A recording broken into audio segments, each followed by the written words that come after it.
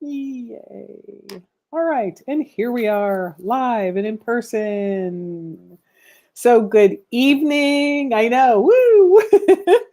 Good evening, everyone. Jan Edwards here with Paving the Way Foundation. I hope that this summer and this July has been uh, good to you and good for you, and you've taken some time to rest and rejuvenate and spend time with family.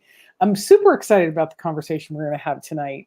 Y'all, for those of you that have listened to any of our Parent Tech Talks, you know I'm a huge fan of bringing you as many resources as possible for you to open those doors and have those conversations with your kids. And tonight is no different. I'm so delighted to have Miss Cindy Sanford. She's the founder of ACES Matter. And I'm going to have Cindy, I'm going to have you just share a little bit about your background and how you got into this. And then everybody kind of knows our format. We're going to talk about ACES and what ACES is and why is it important. And, and then we're going to kind of build the bridge between ACE impact scores and the possibility of a child being exploited. And then we'll bring it all the way back home to here's some actions you can take once you take the ACE tests to, ensure that your family is safe, sound, and taken care of. So good evening. Welcome, Cindy. The floor is yours. Well, thank you, Ms. Jan Edwards. I'm always happy to support community partners who have very similar missions to ours. And I would say, without quoting our mission verbatim, we believe in investing in kids and adults who used to be kids that didn't get the help that they needed when they were kids. So I'm always happy to be in, the presence of people. But I like to start my story off when people ask me, how in the world did you come up with ACES Matter? So I want to ask the audience, if anybody's there, feel free to chat. But does the name Derek Chauvin ring a bell to you? Chauvin, S-C-H-O-V-A-N? C-H-A-U-V-I-N. Derek Chauvin. Ring the bell? C-H-A-U-V-I-N. For me, it does. No Googling. You cannot Google it. Do not Google it. I'm not Googling. I'm spelling. Okay. What if I said George Floyd? Would that ring the bell? Mm-hmm. Now, does the name Derek Chauvin ring the bell? Yes. So how I came to ACES Matter, I would say the long of the short, I, Jan Edwards, had been living with the consequences of my childhood adversities for 4 decades. When 4 decades sound like a long time, like dinosaur years, right? And it was in May of 2020 when I realized that I was living with these things called ACEs, adverse childhood experiences. And I had no idea that they were tied to all of the mental health issues I was having that nobody knew about, because on the outside I looked fine. Yes. I had no idea that all of these childhood adversities that I had experienced would later cause me physical ailments in terms of autoimmune stuff, where the doctors couldn't tell me what was going on. I just told them I'm in pain and I need help. And every test they would run, they could not figure it out. Mm-hmm. And so in May 2020, when I was reading this book by Nadine Burke Harris, who wrote a title called The Deepest Well, okay? And at this time it's COVID, right? So we're all locked down in the house. It's not like we can go anywhere. So you got Derek Chauvin and the George Floyd situation happening around the same time I'm learning about my childhood adversities, and I'm reading this book. Wow. As I'm reading the book, it was just an aha moment. It started to make sense that the things that happened in my childhood were influencing how I navigated life as an adult, right? George Floyd had been killed on May the 25th of 2020.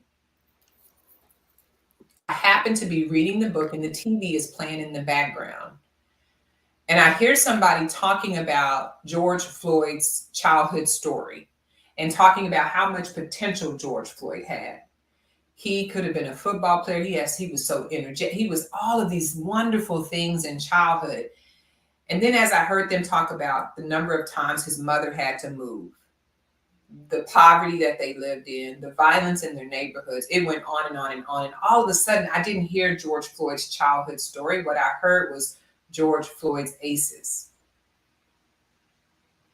So what prompted me before ACES Matter was born, I then decided to go and I looked up Derek Chauvin's childhood. And sure enough, you dig deep enough on the internet, you actually didn't have to dig a lot at that time because everybody's wanting to know how did we get there.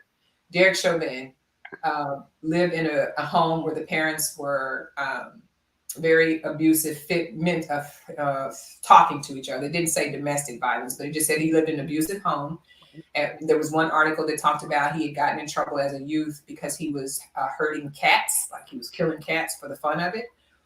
And there was some alcoholism in the family, blah, blah, blah. So to the point, I said, Derek Chauvin had ACEs. Yes. And on May 27th of 2020, in the middle of the night, as I'm processing all of my own ACEs, childhood adversities, with my professional self, like, okay, but I'm good, right? I got my degree, I'm good. I realized when people were posting All Lives Matter, Black Lives Matter, Blue Lives Matter, there was just like this aha moment, Jan, and I was like, their ACEs mattered. Yes. That was a toxic cocktail waiting to happen. So that's how this baby was born in 4 minutes. So that's if I can tell you that. But I knew then that everybody had to know about adverse childhood experiences.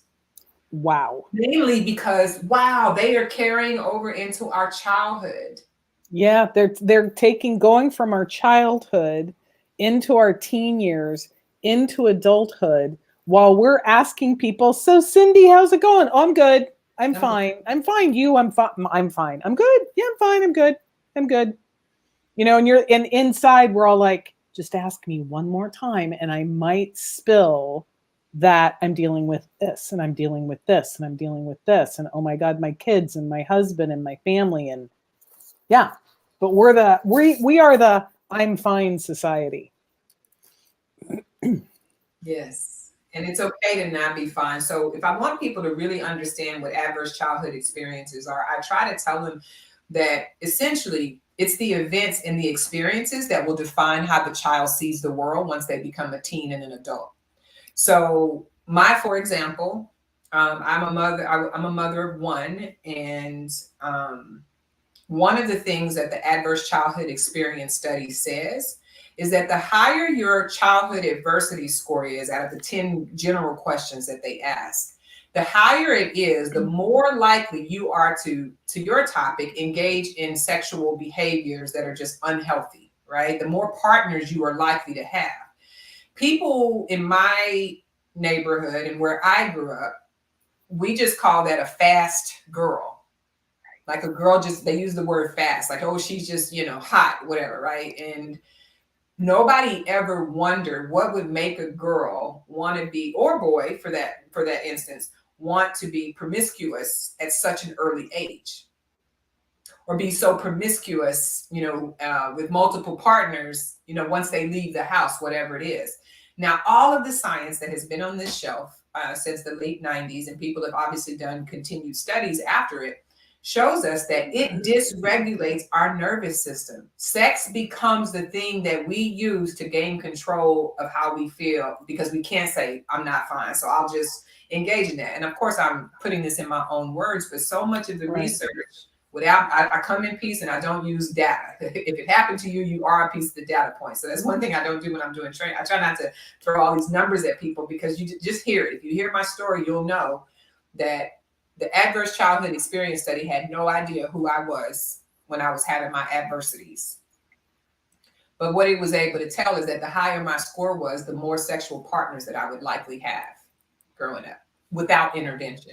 And sure enough, I'm not ashamed to say, I followed that study to the T, almost as if I was doing it for them. Like, hey, I want to make sure your study comes true, right? And as I look around to all the people that I know have high adversity scores, the same is true. So without me even knowing all the people that were included in the original study, I can tell you a handful of people that I know with high ACE scores live that life. Yeah. Well, which, everybody knows what I do. We're out to prevent our kids from being exploited. We know that, right? So that brings me to really the impact. I don't know how I found Dr. Harris's TED Talk. I really don't, but I did. And I know. Locally, they played the Resilience movie. And I remember sitting there going, oh my gosh. Like, oh my gosh. And when she told the story about the 9-year-old boy right, that had been abused by his uncle and never said anything because this uncle did what all predators do to young children, threaten their parents, Yeah. right? If you tell, all harm, Yeah. whether it's a parent, an animal, a sibling, if Yeah. you don't keep doing this, I'll do this to your sibling, Yeah. right? And that's such pressure on a child's brain. And the thing that I've recently learned about trauma, I was at a conference in June, and two survivor warriors were speaking, and one of them said, and as soon as she said it, I was like, oh, that makes so much sense. When we experience trauma, doesn't matter what age, when we experience trauma, half of our brain shuts down. Mm-hmm. So we're only remembering pieces of it. And so they were talking about the challenge of law enforcement officers getting a nice, clean story, right, from beginning to end of what happened to someone. Mm-hmm. And it's because they can only remember bullet points over time, that it takes multiple conversations even for us to remember points in time in our childhood, right? So when I was listening to and I put the two together, I was like, oh my gosh, for an abuse victim, whether it's domestic violence, um, personal sexual abuse from a family member, or trafficking, which is high abuse, parts of the brain are going to stop operating. Right. And that's why the dissociative disorders come up, and all these other kinds of protective measures that we as human beings, our brain's been designed to protect us so we can actually be with ourselves later. So with you said something so powerful, the higher the score, the more sexual partners a person may have. So that's going to have a child with high ACE scores has a very high potential of becoming a victim of exploitation or online exploitation, for sure. And that was my story, Jan. Like I played right into it. At age 18, out the house, I played right into it. Had no idea, Yeah. And I will say, from the culture that I grew up in, I don't think it matters as much, but like you said, it causes our bodies to try to go into protection mode, right? 100%. When I first came across the ACE study, well, it wasn't even the ACE study. I learned about ACEs because somebody left the quiz on a copy machine. Wow. And I was there to make my copies, and I saw the copy, and I was like, oh, somebody left this. So as I'm waiting for mine, I leaned over and I started at work answering these questions. Wow. And you're going to get this exclusive story because I've never shared this on air, but I remember taking the quiz, and there's 10 questions on it. 5 of them fall in the category of household. They say dysfunction. I call it disharmony. But it's like, if you've got a parent who's mentally ill, if you've got a parent who is abusing substances, whether it's alcohol or drugs, if you've got a parent that you witness go to jail or prison, or caregiver. When I say parent, I mean parent and caregiver synonymously. And if you were abandoned by your parent or caregiver. And then the 5th one is if you witness intimate partner violence. But on the other side, of course, those first 5 into household disharmony, those are just things that create a template, right? Those are the things that the kids see and hear. But on the other 5, it's things that directly happen to the kids. So you've got the abuse, sexual, physical, and emotional. And then you've got the neglect, which is physical and emotional.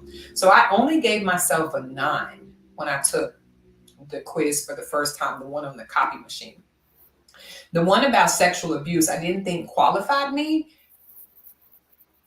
because even though I was 12, and the gentleman who, this is interesting. I actually was like writing this out. Like, do I disclose this? I'm going to disclose it. I'm going to give you an exclusive. Okay. Thank you. My first experience with sex, I was 10 years old. Okay. I was 10 years old. My first experience with sex. I was 14 the next time it happened. I was 16, the third time it happened. Okay. But the reason why I gave myself a 9 on the score was because I thought I participated in it. Okay. And I also gave myself a 9 because I didn't think about the time when I was 10. I didn't think about, like, I was actually the abuser at 10. I was actually the abuser at 10 years old. Like, I look back and I can say, wow, I know where I got that from, right? But at the very first time somebody that was 5 years or older than me, this person happened to be 10 years older than me, I didn't count that as sexual assault or abuse because he didn't penetrate. But you know what my body did? My body froze. Yes. And he stopped trying, right? So full disclosure, I'm not a clinician. Yeah. I'm literally a lived experience warrior, as you said, as you call it. I love Yes. that. Obviously, when I share these words, I come in peace. Like, this is not meant to shock or alarm anybody, but just to know that this is so commonplace. This happens a lot. A lot of kids are affected by this. So it wasn't until I really studied ACEs that I understood that I was violated by somebody that my family trusted. And so the first time that I recall that happening, even though the gentleman didn't penetrate, he tried to take my innocence, right? Yes. And I remember the chain reaction that it caused in our family right after that. And then the second time, I fought back. But this happened 2 times in my childhood. Yes. And my body still remembers what that was like, almost as if it was yesterday. I remember I remember the song, I remember all of it.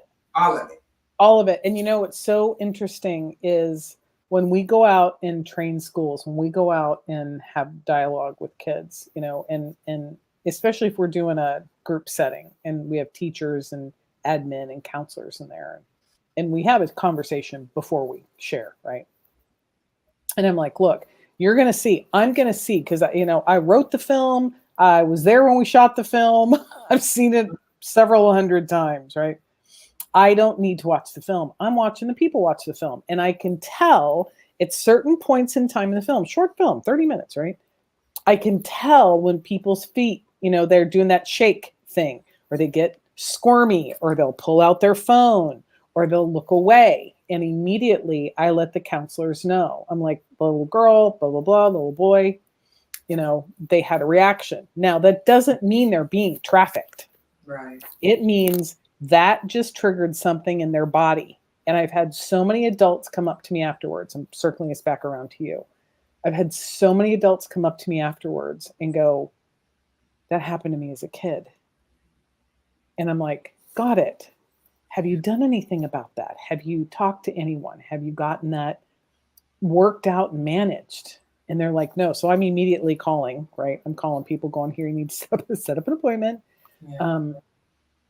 I said, because it stays in your body. Yeah. It stays, the trauma remains in your body. Yeah. And so when people say, oh, well, that was so long ago, just get over that. That's not how that happens. That's it. It literally stays in your body until you work it out here. And I was actually watching you work things out as you were sharing. Yeah. Right? You're like working it out as to how do I want to present this? How am I going to say this such that it doesn't trigger you? It, you know, it cares for other people, and you're solid in your sharing of it. Yeah. Yeah. You know, and that's why when we have, you know, survivor warriors come speak, I'm like, I don't want you to tell your story unless you want to. That's up to you. I want you to share what you want these young people to know. Yeah. Versus, you know, the rubbernecking, tell me your story. No. It's not that your story isn't important. That's not why you're here. You're here to actually have a conversation with these young people such that they don't have to experience that. Mm-hmm. And that's why we're having this conversation, is for people to know, like with you, it was someone your family trusted. Mm-hmm. Mm-hmm. There's no way your parents would have assumed that that was going to happen. No way. Okay. No way. However, when I remember disclosing, just like as I'm coming to all this, I remember, you know, talking to my mom about it, and what I learned from that conversation. When you have conversations generationally, for those for those of us that are still blessed enough to have our mothers and our grandmothers and great grandmothers still alive, you open up a conversation to make it safe, to break the chain, to be the link that breaks the chain. I learned from my mom when we started chatting about my work that there were several women in our family that had also played around with sexual activities when they were children. Right. Some unwanted and some were willing, but I still have a hard time accepting that, 10-year-olds can willingly, back in that day, because that was before we had all this access to online stuff where you can see stuff easy. Yeah. I still have a hard time believing that children can willingly do stuff like that without some sort of provocation, some yeah. provoked, I'm with you 100%. Look, you are, and this. Yeah. Our brains aren't the prefrontal cortex, the decision-making part of our brain is not fully developed until between 28 and 32. Yeah. Yeah. So yeah. It's developing over time, and there's no way. And that's why we have laws to protect our kids, why we have the safe harbor law and Marcy's law and, the abuse law and anti-trafficking bills and all of those pieces of legislation, because we're clear. A child would never choose that willingly. Like really choose, like, do you want strawberry ice cream or chocolate ice cream? That's real choice. Yeah. Versus I'm going to manipulate you to have you think it's your choice. It's really powerful. And the more we can get parents, educate parents on how to bring the conversation up, how to let kids know that it's okay to talk about it. When my daughter came to me, I didn't have the tools. I didn't when she came to me to talk about, her being ready to do XYZ. I didn't have the tools, right? Yes. It was kind of like icky, right? And I think I learned that because my parents never did talk to us about it, right? Right. I did have, my mom was wonderful, but I would think just, with the situations where I was put in a vulnerable position with with somebody the family trusted, my family didn't have the tools to even respond. Like, okay, what are we gonna do? Because I was old enough to recognize what was happening, and the very next morning when I got a chance, I told somebody. Yes. Sadly, I wasn't heard when I told the people, which is typical, right? Yes, very normal. You were in the unfortunate. Why were you? And so I felt then that, I can't say, like, okay, maybe that, so that was just, my family did not have the tools. So it ended up, causing me to experience what I felt now was emotional neglect. Like, I still have to look at this guy every day. So he's still going to be able to come to the house even after what he did, So I think the more we can educate parents, like as your mission states, the better prepared they'll be. Because a lot of us, we want to protect our kids, right? Like, we don't want to put our kids in compromising positions. But to your organization's mission of dealing with sex trafficking, people are looking for victims who are lonely. That's one, right? Like, your parents not giving you attention, your caregivers. So all of a sudden, especially in the adolescent ages, they're looking for a group to be a part of. Yeah. And in my upbringing, sadly, we learned that our body was currency, right? And to understand that your body is currency and be taught that, then naturally, when you have people that are going into sex worker jobs, willingly or unwillingly, they're being trafficked by people who know that they have mental,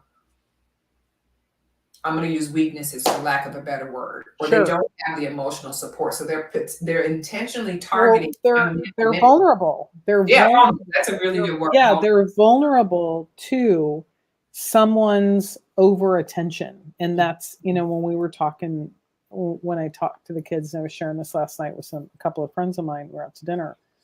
And I said, the message I give to our young people is like, look, I said, I need you to hear something, and it's going to be painful. Okay. Because I know every single child's been dealing with this. I said, you are no more important to them than a commodity like this. Mm. All they want is your pictures. That's all they want. That's all they want. You are a commodity. You are a thing to be used. And I love that you brought the word in currency, because have you seen I always give people assignments too on my little podcast or whatever this is, Facebook Live. Have you seen The Mask You Live In and or Misrepresentation? I have not. Oh, so good. So Okay. good. You got to watch them together, Okay. like not back to back, but like one on Saturday, one on Sunday kind of thing. Okay. The Mask You Live In deals with the suppression of male emotions, right? And the impact it has on our young boys. And then the MISS representation deals with the commoditization of women. And when you watch them together, you're like, oh, now I see why we are where we are. It's not a surprise. Yeah. And given that culturally in your environment, you were trained and raised up that your body is your currency. And for boys, get it, be an athlete, be athletic, be fast, be strong, be this. You can be a baseball player, a basketball player, a football player, soccer player, and earn big money and take care of the family, right? Very common inside many cultures and many familial conversations. It's not unique to one particular group of humans, right? And then with women, well, you're trained in order for you to be a woman, you've got to be with a man. Yeah. Well, how do you get a man? Yeah. Well, you look a particular way, you act a particular way, you dress a particular way, you walk a particular way, you say particular things. And you put out. Yes. Yeah. Yeah. And I was that mom that had that conversation with my daughter and her friends. And how I explained it, I said, look, young boys, I said, they're walking hormones with arms and legs. All they want, I said, the wind blows and something happens, right? All you are to them is a relief of something that they don't really fully comprehend what it is. I said, their brains are wired differently than ours. There's a chemical that's actually released the moment that happens for a woman, and we become attached to that guy. We don't have a choice. We don't have a choice unless you can mentally cut it off, but there's a hormone that's released. It's designed that way. That's and deep. they're all staring at me. I said, so you think you can be that girl and be all tough? I said, you're not. I said, you can't be. Wow. Physically, you can't be, and so it's the same thing when you've got the abuse, especially if it's a family member. We start to collapse love with abuse. Yeah. We collapse love with sex. And it's not the same thing. And then you've got it on, TV and movies and video games and everything else. And so you're starting to train children's bodies and children's minds. It's okay to be that way. Well, and then we have ACE scores. Yeah. Then we have ACE scores. There's a long-term impact on that. So I can go out and get the link, but I don't want people going and taking the ACE scores until we kind of walk through it. But do you have it in front of you so you can kind of walk through some of the questions and some of the impacts? I love that you kind of broke it down into 5 and 5. Yeah, I actually let me do this for you. I'm going to pull this up. I actually just finished a brochure. I did a collaborative project with the Community Technical Assistance Center in New York. And love it.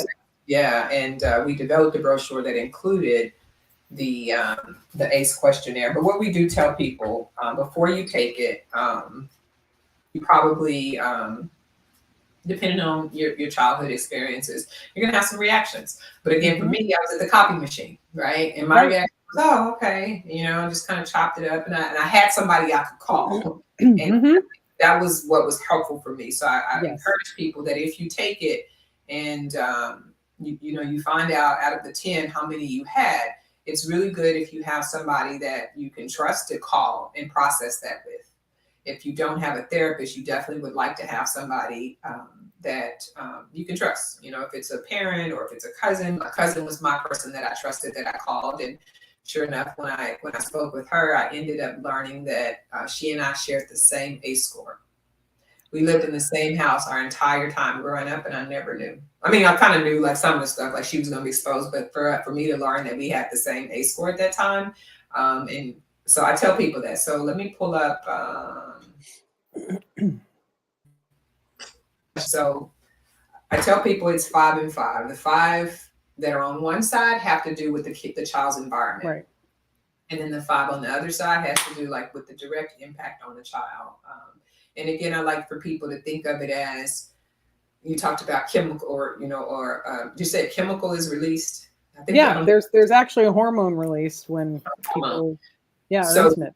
The best way that I took away from Nadine, in my own word, Nadine Burke-Harris, who wrote the book, the best way I was able to understand it is that when these events or experiences happen, they create, in so many words, a toxic cocktail. So there's like these two hormones, these two chemicals that mix together to protect us, right? It's equivalent. These chemicals that are being created in our body is equivalent to the same chemicals that would be created if we were running from a lion or a bear. Right. The fight or flight chemicals. Fight or freeze. And so parents can think about that, or anybody who's thinking about taking tests. But for example, one of the questions that deal with the household environment, it asks, did you ever see or hear parents or adults in your home hit, punch, beat, or threaten to harm each other? So imagine being a 5-year-old and you hear this racket around the room. Your body's going to produce those chemicals, those protection chemicals, as if there was a lion in the house with you. Okay, it's automatic, right? You don't have any control over it. Then it asks, have you lived with somebody? Did you live with somebody who had problems drinking too much or using prescription or illegal drugs? The reason why it asks that question is because if parents or caregivers are always under the influence or frequently under the influence, you cannot be there to properly care for the child. Right.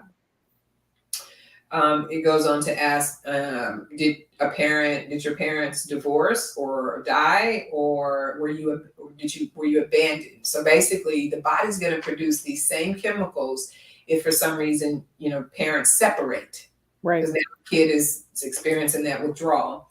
Did you ever live with anybody that was mentally ill, depressed, or attempted suicide? And again, it's the same thing. If your parents are mentally ill, they cannot be there for you. No, they can't be.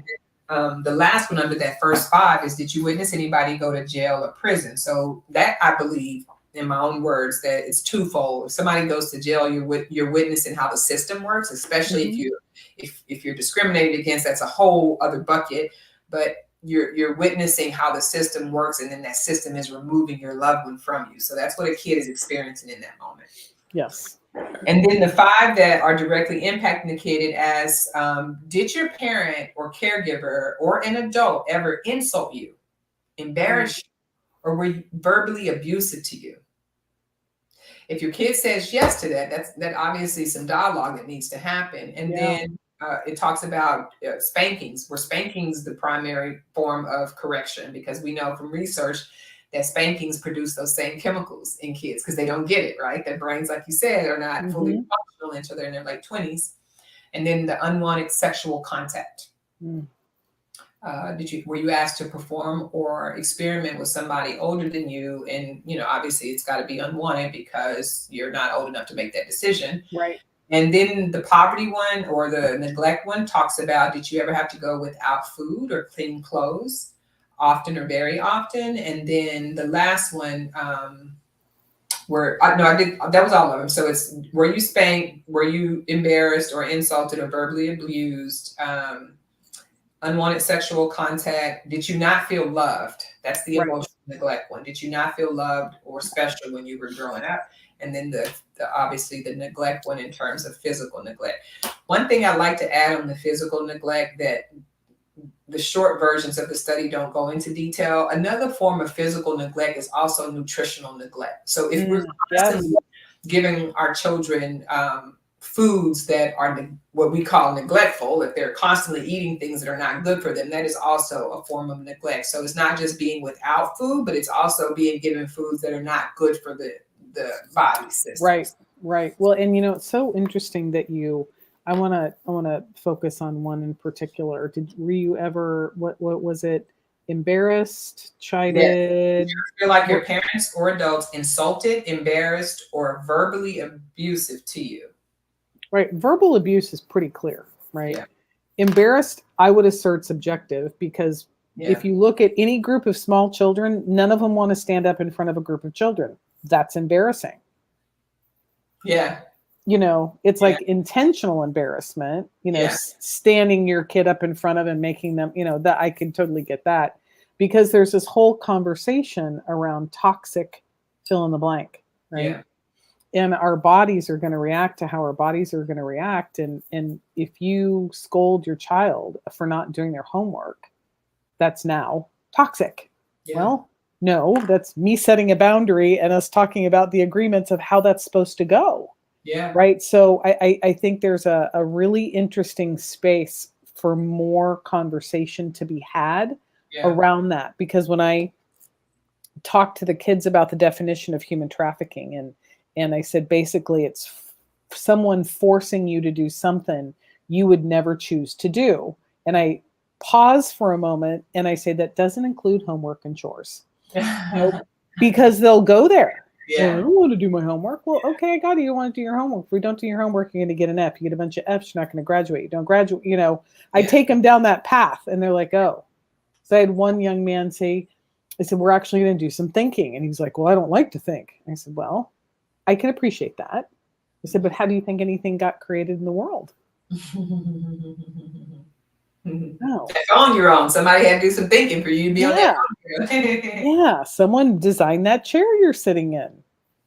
That took some thinking. I said, so, are we talking about thinking? And, so it was just, these are the kind of conversations that our kids want to have.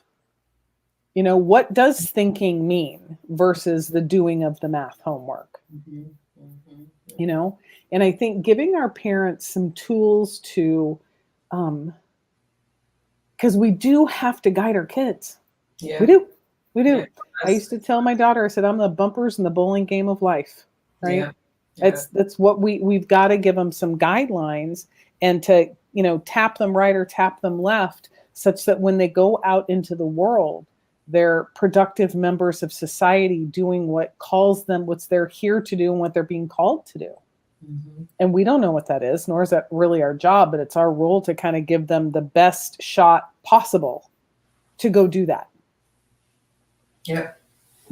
And I think having parents, because what we had talked about was really having parents I invite parents to take the test first. Yeah. So they can see, so they can really see, oh, okay, well, this is why I can't relate to what my child's dealing with, because I grew up in a fairly good household. We're divorced, because my XYZ yelled at me, right? Or was abusive or threatening or whatever. So gosh, my experience is going to be different than my child's experience. And how can I relate to my child without, quite frankly, feeling guilty? Because I thought this person loved me. I fell in love with this person. They, strung me right along we're noticing. And then back to what you started the conversation with was all you heard was ACE scores. Yeah. It's like, so what happened to that individual? What happened to mommy or daddy? What happened to grandma or grandpa that had them be that way? And can you start to bring some compassion for that other human being that had experiences that you didn't have? That is a great way to put it. And I think that is why we need so many people, everybody. And my thing is, if you had to go through childhood, which is probably all 8 billion of us, unless you were created in some, but if you had to go through childhood, this is a conversation that should be had, right? Because the chances of you marrying into a relationship with somebody who had a poor childhood, a dysfunctional childhood, are very high, because they say 6 out of 10 of us have at least one. Okay. And people like me who have very high scores, I believe the number is 1 out of every 6 of us, right? So one of those might potentially be your long-term partner. And if we don't get familiar with some of the things that cause us to respond the way we do in adulthood, we're going to have divorce rates. We're going to do all of that. Like, it's just it's so much involved, because it is the template, and there's several research people and scholars that educate us by saying that the last trimester of pregnancy, all the way up through a child's 7 years, that is the template. So what they see and get exposed to in those 7 years, that basically becomes morphing into like, this is how I'm going to respond to the world, right? Yes. And if nothing changes, you're just adding on to whatever they got in those first 7 years, and obviously in the womb as well, because they're starting to, feel what's happening with mom from the outside. So I think it's a powerful thing to learn about ACEs, because you can then understand why we need so much compassion. Yes. And, I try to avoid politics in this conversation, but I'm going to say some stuff and it might upset some people, and I'm okay. But I think what I'm about to say, people are going to be like, yeah, because when I'm talking to the kids, they're like, oh, thank God somebody's talking about this, right? The past 2.5 years have been hell for us. The world, the whole world. Things change every day, right? Mask, no mask, shots, no shots, up is down is up, turn around, hop on one foot, do this, don't do this. It's this and we live in an uncertain world. Yes, because I tell people the reason why I make my bed, it's the only thing I can actually physically control, either that and what I put in my mouth, right? What I actually eat. That's really about all I can control out in life. Yeah, that's good. Really. So the moment you walk out the door, you're going to deal with life. But we've all dealt with the same thing. In my experience, my own personal experience, I feel like I've been gaslighted. I feel like I've been manipulated, and I feel like I've been coerced. Yeah. And I'm not alone in that feeling, regardless of where you are in your thoughts and experiences, right? Because families have been torn apart in this past 2.5 years. And we've got to figure out a way to come together and forgive one another and bring compassion to conversations. And when I talk to our young people, I'm like, look, your parents don't know how to talk to you about sex trafficking or online exploitation, because quite frankly, they're busy dealing with all of the things that are happening in the world. They don't know what's happening. How can they tell you what's happening and then how to be with it? I said, so they'll be snap or short, or they'll be distant, or they'll be overprotective. There's a variety of things that we'll do as human beings to deal with the uncertainty of the world. And every time I say this, the kids' shoulders, they just drop. They're like, oh, thank goodness, someone's saying something to me, to get a little bit of a window into what my parents are dealing with. And I think for the parents to take the ACE tests to find out where they are, preferably before their kids are 7, right? Or before they have babies, or before they get married, maybe. I don't know. Part of the requirement. So we're going to take ACE scores before we start, dating or whatever. Anyway, I need to know what your childhood is like. And here's the thing: the ACE score is not a death sentence. And no, not at all. Will tell you that it's a guidepost to say, if you've not worked through some of these adversities, these traumas, you're likely going to carry them into your parenting unknowingly. And that's what I did. Even though I moved my daughter out of the culture that I grew up with, I unknowingly verbally abused my daughter. And when I say verbally abused, it was because when she did say she was depressed, I'm going to use your words, gaslight. What do you have to be depressed about? All your basic needs are met. I didn't have the tools to respond to my daughter's needs, right? And yes, very much so. I get it. This is going to seem extreme, but everybody's going to experience that trauma differently. No two bodies are ever the same. So what we may think is, oh, toughen up. Somebody else's body might have just been like, that was just too much for me. And age factors into it all when something happens. The fact that my first experience with, being put in a position where I could have been really sexually assaulted, I guess the penetration part. I was old enough at that time where I could articulate what had happened, but a lot of predators come after kids in early ages because then they don't have the words to say what's happening, right? Right. Like, even though that guy told me don't say nothing, as soon as I get home, I am telling my mom what happened. Like, he asked me not to say nothing, but I was old enough to know that you can't scare me into not. But what about the 5-year-old who doesn't have that power to do that, right? So, and you were asking about the verbal, the embarrassment question. My grandmother did not have the tools, right? No. Grandmother, may she rest in peace, but she came from a very broken home. And obviously she was coming off of, some of the civil rights laws. So she had to experience all of that. All of it. Yeah. Stuff that we can't even fathom. We can't even fathom, but she went on, and at 17, she started having children, right? So she had her 6 kids, and she used the same tools from the civil rights days to get her children to behave. And what do you think her children did? They passed down those same strategies to us. And what do you think we did? We passed down those same techniques that weren't effective the first 2 times around that we knew about. Right. But we don't know, and we don't talk about it. We didn't know, right? No. And one of my grandmother's strategies was spanking us, like to get us to behave. It was spanking us. And there was a situation where a family member of mine in 3rd grade was misbehaving in school. And she got a call from the school that this family member was misbehaving. So my grandmother's strategy was to do exactly what Slave Master would have done. I'm going to beat you to behave. And she drove up to the school, and in front of his classmates, she beat him. That was her tool. That was the only tool she had in her toolkit to get that family member to behave. And that child remembered that to this day. 100%.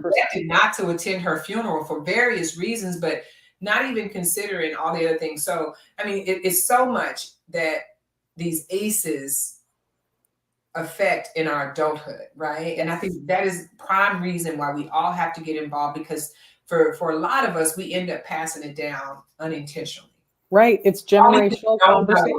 Where we stand. The ACE score will show you where you stand and where you could go to start treating some of these wounds that, like in the ocean, are just buried really, really deep, that only surface when you're triggered.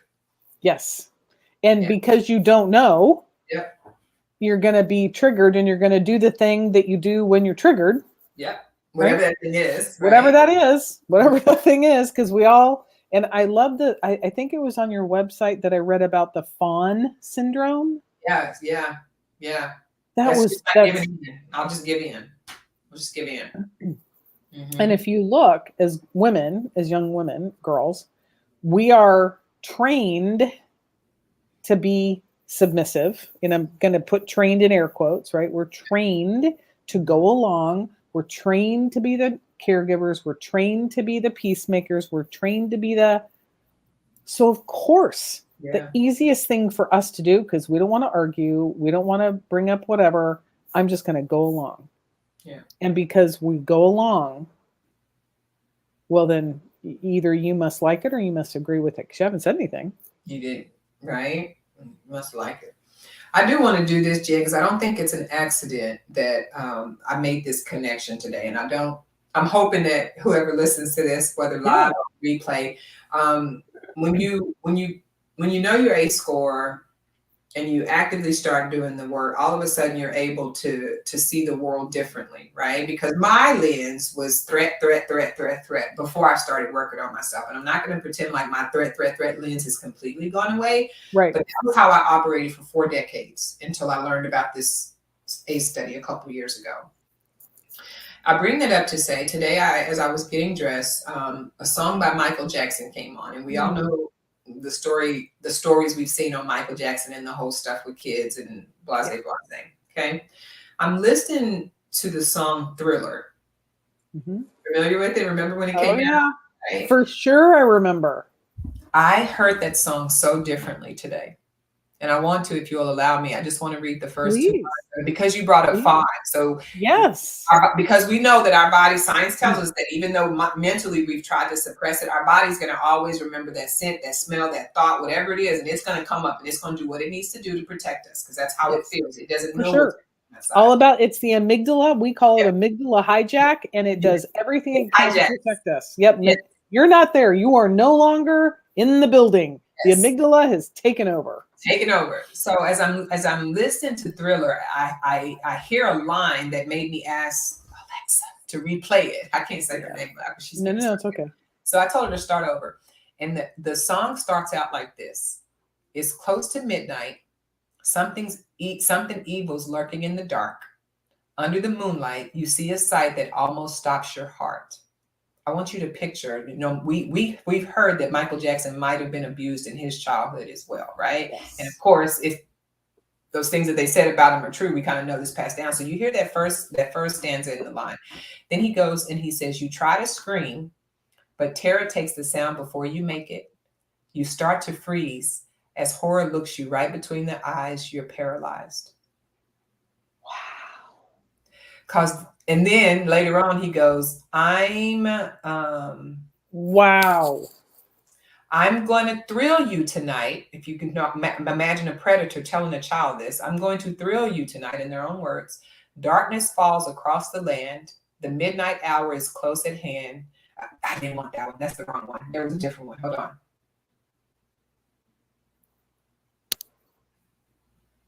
This is deep, Cindy.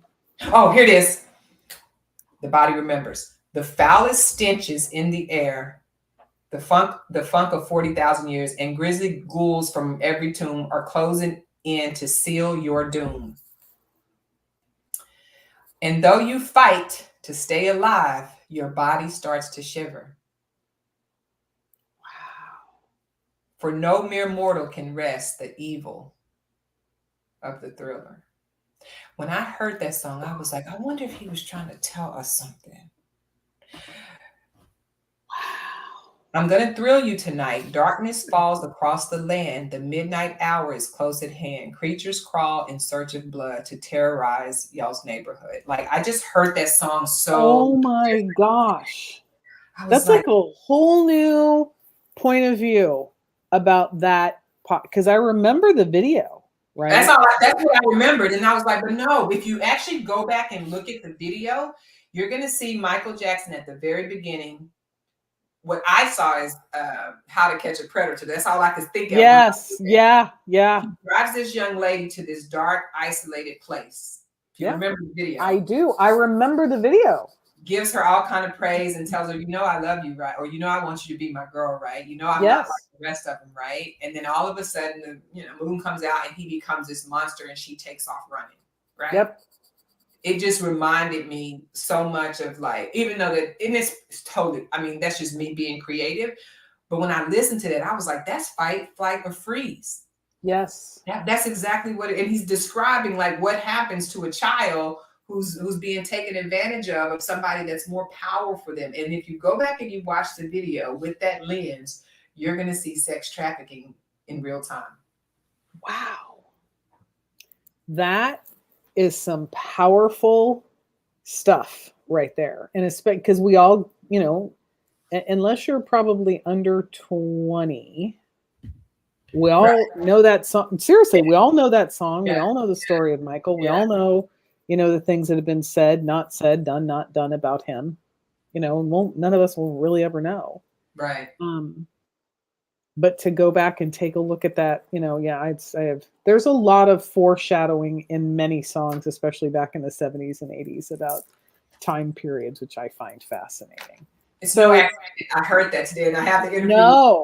I was like, wait a minute, I got to go back and hear that. And then I stopped and I watched the video and I looked at the words. I was like, oh my goodness. And there was one stanza and one line in there where he says, you hear the door slam and realize there's nowhere left to turn.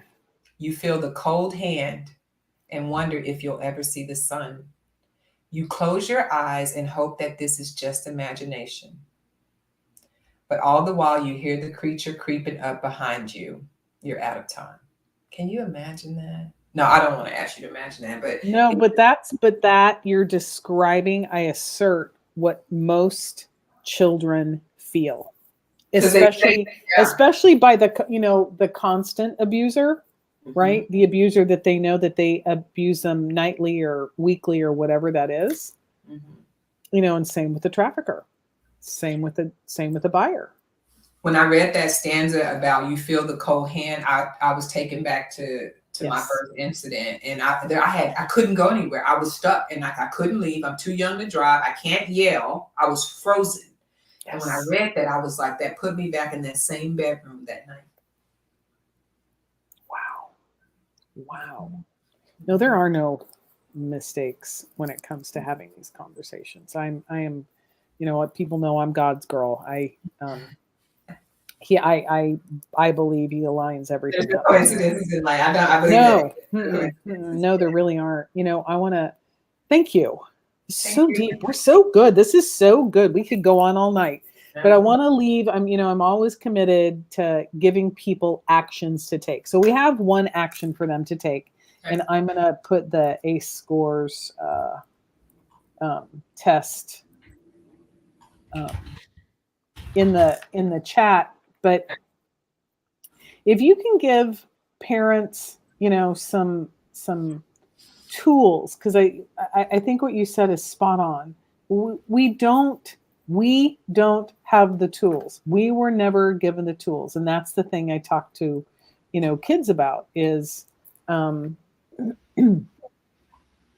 said, we weren't trained to have this conversation. We weren't trained to deal with what we're dealing with right now. That's why your parents are having a hard time with us. Exactly. And we want to give people the tools. So, if you can, what are like 2 or 3 things once parents take the test, what are some things they can do for themselves and potentially to open up this conversation with their kids? Depending on the parent's personality or learning style, what I did, I'm a reader. So I went down this rabbit hole. Okay. I just decided to go down this rabbit hole, and I did a lot of learning on my own. So if you're one of those people who you like to process stuff silently, I would highly recommend purchasing Nadine Burke Harris's book, The Deepest Well. It's an easy read. You can finish it in a week. Mm-hmm. I would start there. Okay. The second thing, if people are not sure how they're going to respond to it, I would highly encourage, obviously, talking to your doctor or your therapist about it. And if your doctor doesn't know about it, then find a doctor that does. Like, I'd highly encourage it. We're still trying to get mainstream to embrace this topic and change it. But I will tell you what ACES Matter is doing right now to help with this.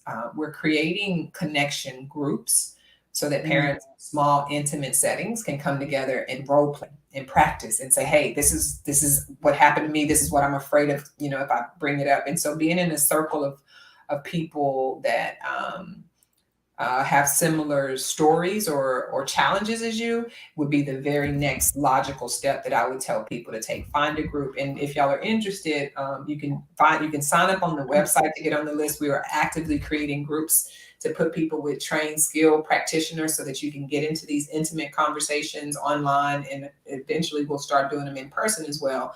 But at least start there. If you're a private learner, get the book, The Deepest Well by Nadine Burke Harris. I love that. So if I'm gonna learn together. I would say do it with people. And we'll always do it with people. Always. I love this. Your tagline: nurture the neurons, strengthen the roots. It's such a powerful metaphor for how we, look, I assert right now, everybody's ACE score is altered. Everyone's ACE score is altered. Yeah. 2.5 years ago, if you were a 4, you were a 4. I assert people right now are a 4, 5, 6, 7. Because it compounds, right? If you haven't dealt with your stress from childhood and then you had the last 2 years get added on top of it, it's a toxic cocktail. It's a toxic cocktail. It is a toxic cocktail. So, I love the nurture the neurons. Do the work, do the thinking, do the looking, have the conversations with a professional.